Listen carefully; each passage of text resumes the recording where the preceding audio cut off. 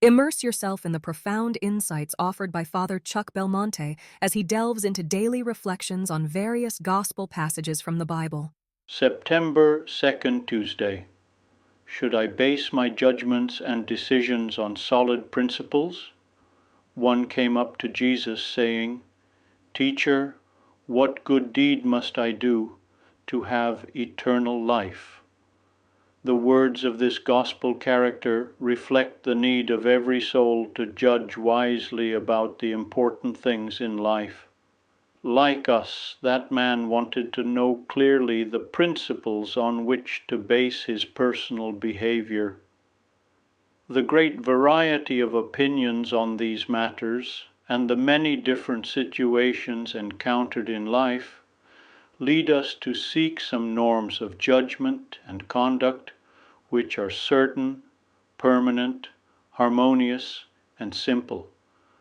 These clear principles should establish a general framework to assess the value of the learning we acquire and accumulate over the years.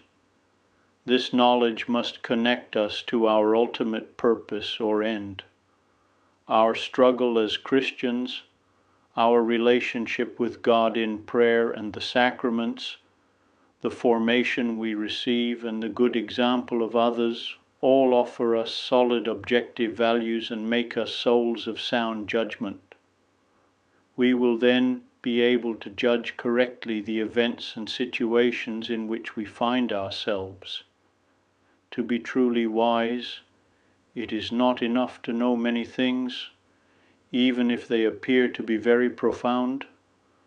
We must have priorities, with some items of knowledge subordinated to others within a proper order. More importantly, there must be a fundamental principle that assigns each thing to its place. That supreme principle, which should guide our whole life, is, "If you would enter life, keep the commandments." From it, we will derive surpassing human knowledge and experience. I now understand more than the aged, for I keep your commandments.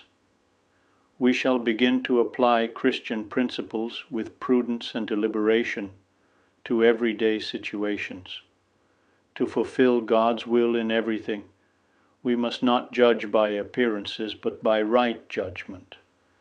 It is essential always to be impartial, to have a good grasp of the facts, to distinguish facts from matters of opinion, and to know how to apply the principles of Catholic teaching to the matter in hand. And that demands a deep knowledge of the truths of faith, which in turn necessitates study as in any other field. And so, to ensure sound judgment, we need a thorough, ongoing formation in religious doctrine to guide us in our actions and define the vast area of those questions that God has left to man's free interpretation. This formation must be matured by personal study. It is not sufficient simply to hear. We need to take an active interest, to be well versed in doctrinal matters, to help others, and to distinguish truth from falsehood in current trends of thought. Incorrect attitudes can slip in by a gradual acceptance of our own mistakes or those of others. That is when we have to rectify, clarify our ideas, and be humble. Thus, through weakness, we may make mistakes occasionally, but we must have clear ideas and a clear conscience. We cannot allow ourselves to do wrong things and say they are holy.